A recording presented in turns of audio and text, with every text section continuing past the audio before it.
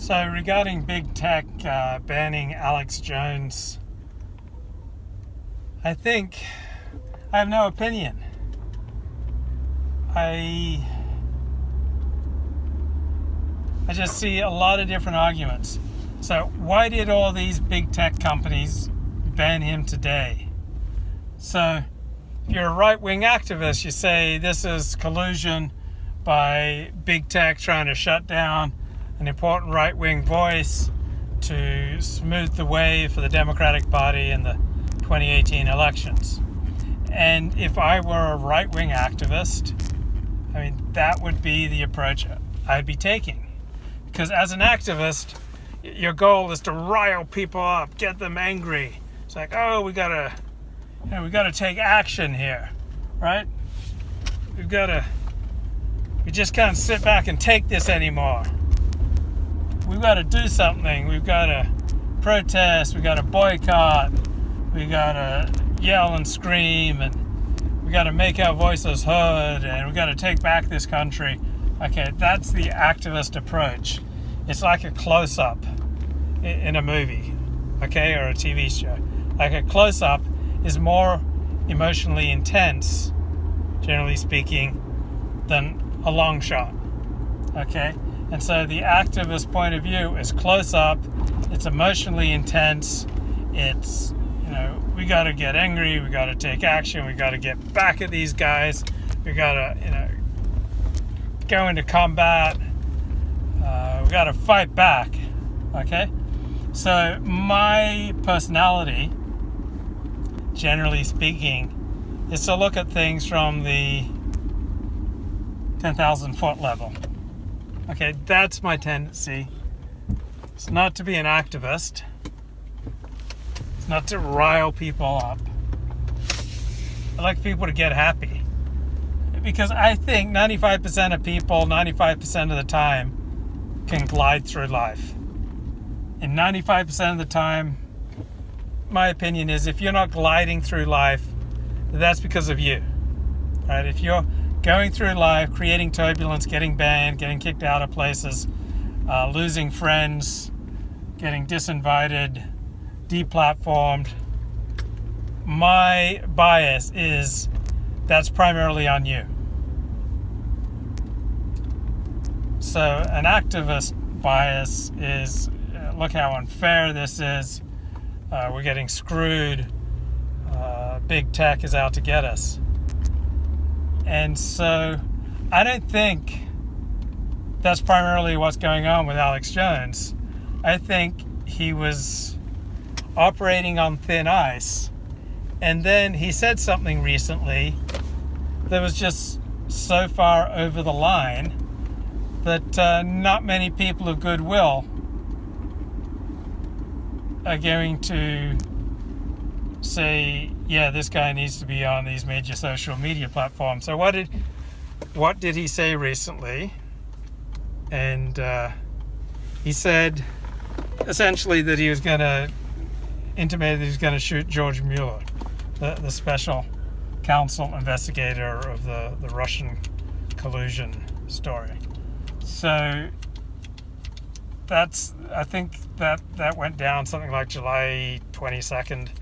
If you just Google Alex Jones and his comments, his threats against George Mueller, I think that was just the straw that broke the proverbial camel's back. So there are many reasons I'm not a big fan of Alex Jones. I think his hawking of what seemed like really shoddy supplements just makes his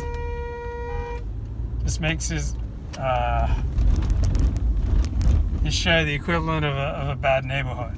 Okay, if you're gonna hawk what seemed like ridiculous supplements, and I'm a big fan of supplements, so it's not like I think all supplements are horrible. No, big fan of supplements, but the way I just don't trust Alex Jones. Okay, I'm glad he's on our side, I guess.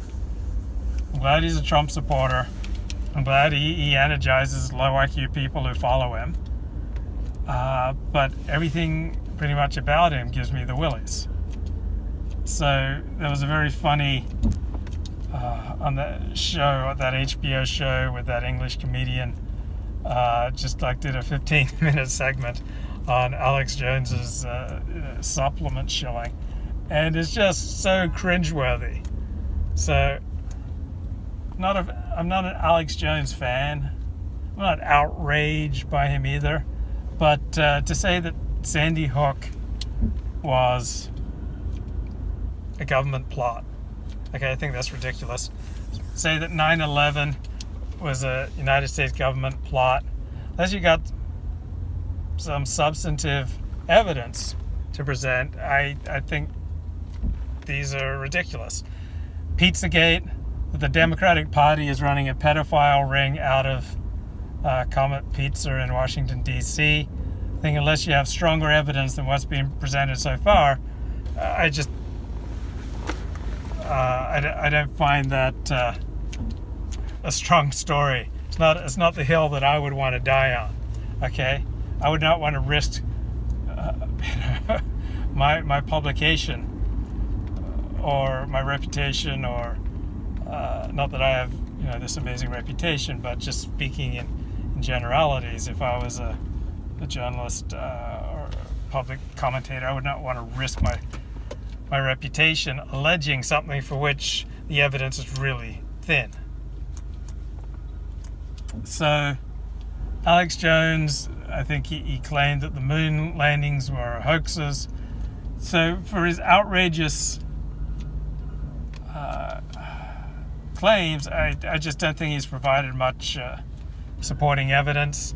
And so I think these bans are primarily about Alex Jones rather than about the tech companies. Now, there's an excellent rejoinder to that, is Alex Jones has been doing his thing for years and years and years. Why are the tech companies only acting now? And so, yeah, I think it's true that in the aftermath of the 2016 election, tech companies received a lot more pressure to crack down on fake news. And I don't think that is a completely ridiculous mandate. Now, they really don't want to be in the business of determining what is fake news, but they operate in a social context where they're under enough pressure by lawmakers that they have to start making some efforts. So,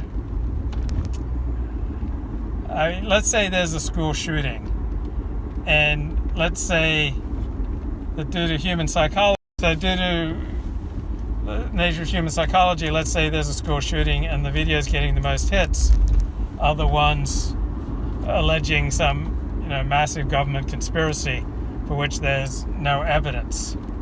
So YouTube in this new environment feels an incentive to reduce the prominence of such factless conspiracy videos when people search the details of a particular school shooting. I see where Facebook's coming from on that perspective. So, yeah, I understand why right-wing activists are all up in arms, because InfoWars and Alex Jones are on the side of Trump and the right.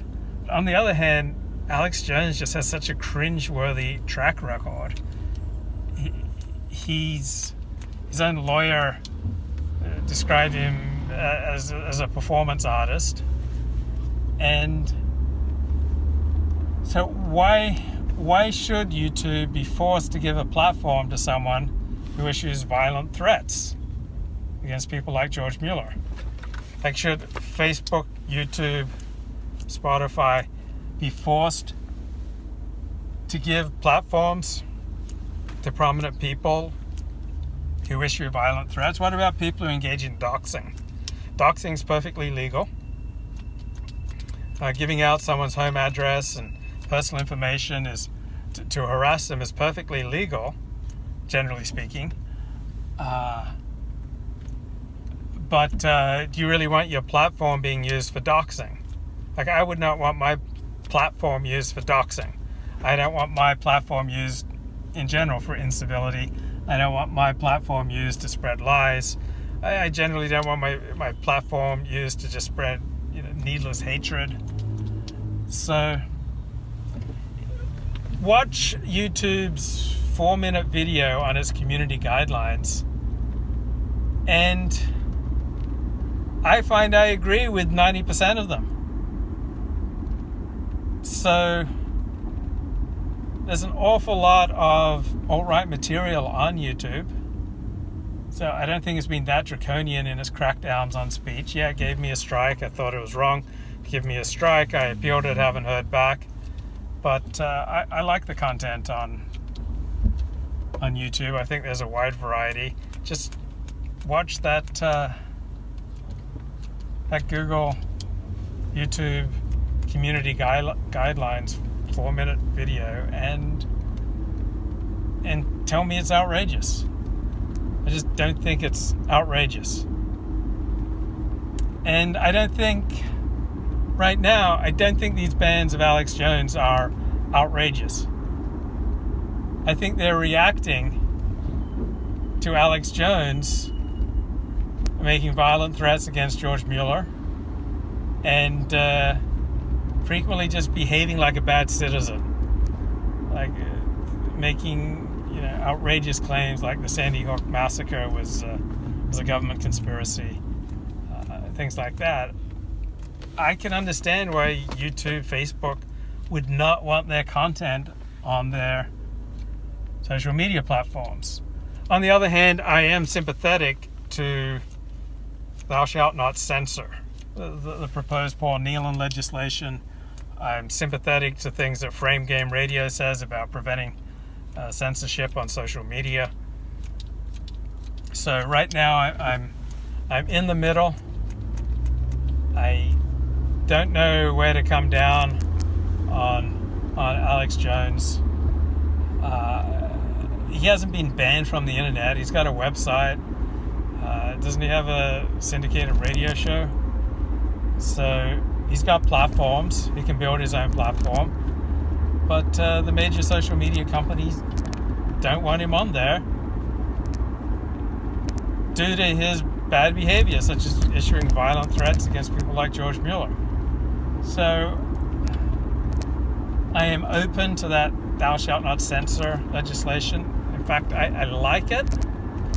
On the other hand, I also like companies should have the right to decide what happens on their own platforms, which are just an extension of their own property.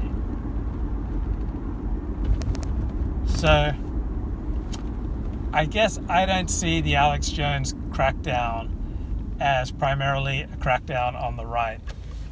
I see it as a crackdown on Alex Jones, on the fact-free, outrageous,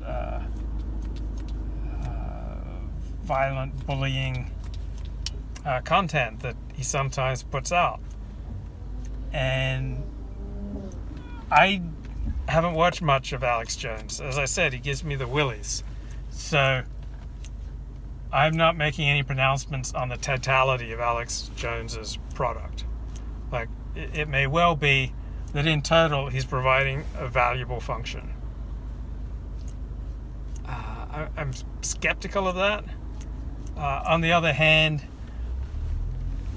I'm skeptical of claims that he's just degrading the public discourse and he's a menace to democracy.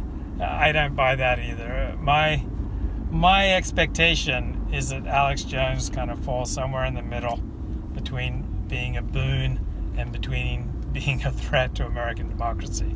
I think he's a performance artist, and I just don't know the type of people who would watch his show. It just seems like his show would primarily attract losers, like people who want to believe in conspiracy theories because they don't feel that they have much control over their own life. I was reading work by this Druid, I think, I'm trying to remember his name, but generally speaking, the more control people feel over their lives, the less inclined they are to adopt conspiracy theories and to dabble in magic and mysticism. And the less control people feel over their lives, and the more likely they are to dabble in magic and mysticism and conspiracy theories. So I can't imagine that there are a lot of successful, well-adjusted people watching Alex Jones. It's just such a cringy, low IQ approach that he has. It's like, it's not my thing. And so I don't know how much this is denying him a right to speak. He's still got his own website, still got his own platforms. This is other people deciding that they don't want what he traffics in on their property. So if you come to my house and start yelling the N-word really loud, I'm going to ask you to leave. Okay? I just don't want that in my home. If you're dressed up as a Nazi, I'm not going to invite you into my home. And there's all sorts of behavior that I would not want in my home or on my platform, on my website, on my YouTube shows, on my Twitter timeline. So I block people on Twitter, just like I block people in real life. If you're incivil, if you're a jerk in my real life, I'm going to reduce my interactions with you to the greatest extent possible. And if you're a jerk to me on social media, I'm simply going to protect myself from dealing with a jerk. And come on, guys, stay in your lane. So I guess why shouldn't YouTube and Spotify and Facebook have the right to say we don't want this jerk on our platform? So do we think that if Alex Jones was on the left and still peddling the same type of conspiracy theories, that YouTube and Facebook would be fine with it? I don't. And you may say, well, why isn't YouTube cracking down on Antifa? Well, Antifa is not a centralized organization like InfoWars. Antifa's an attitude. Antifa's anarchic. It's not nearly as easy to crack down on. So I'm going to be debating with Frame Game Radio in about 2 hours, I believe. Then I'll be discussing the same topic with Kevin Michael Grace in about 2.5 hours. And so right now I'm right in the middle, not sure what to think about Alex Jones. And maybe I'll hear some arguments that change my mind and move me into one camp or the other. Generally speaking, I think most of us, most of the time, have the capability of just gliding through life.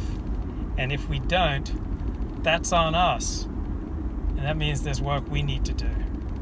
So I'm not sure, I don't buy into the narrative that Alex Jones is an innocent victim.